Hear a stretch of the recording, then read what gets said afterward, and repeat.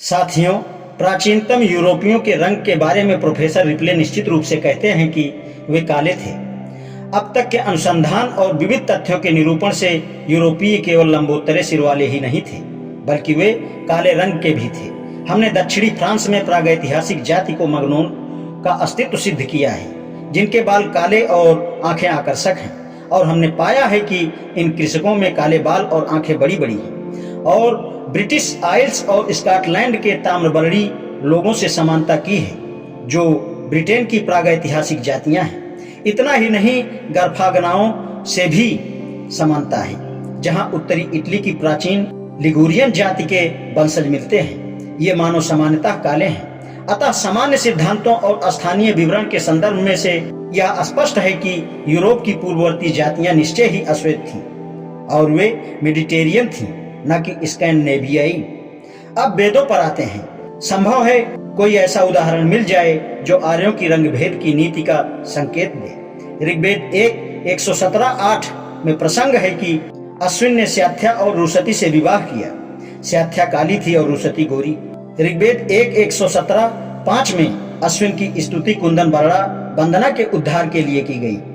ऋग्वेद 9:3-9 में एक आर्य ने पिशांक रक्ताभ ताम्रवर्ण वाले गुड़ी पुत्र के लिए देवताओं की आराधना की। इन उदाहरणों से यह सिद्ध होता है कि आर्य वर्ण भेद के समर्थक नहीं थे।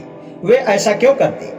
उनकी अनेक जातियां थीं जिनका रंग अलग अलग था, जैसे ताम्रवर्ण, श्वेतांग, श्यामल आदि। दशरथ के पुत्र राम और यदु के वंशज कृष्ण को श्याम वर्ण दिखाया जाता है। वे आर्य थे। ऋग्वेद के अनेक मंत्रों के सृष्टा ऋषि दीर्घात्मा थे। वे श्याम के थे। ऋग्वेद के मंत्र 10:31-11 के अनुसार महान ऋषि कनु भी श्याम वर्ण के ही थे। अब अंतिम पहलू वर्ण शब्द के अर्थ को लेते हैं। सबसे पहले हम यह देखेंगे कि ऋग्वेद में इसका प्रयोग किस अर्थ में किया गया है। ऋग्वेद में वर्ण शब्द 22 बार आया है।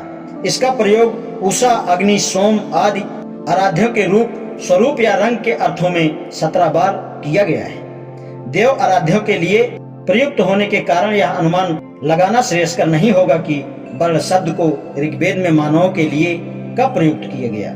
ऋग्वेद में 4-5 बार इसका प्रयोग प्राणियों के लिए किया गया है। देखिए, ये मंत्र हैं 1:104-2, 1:179-6, 7:12-4, 3:34-5, 9:76-2।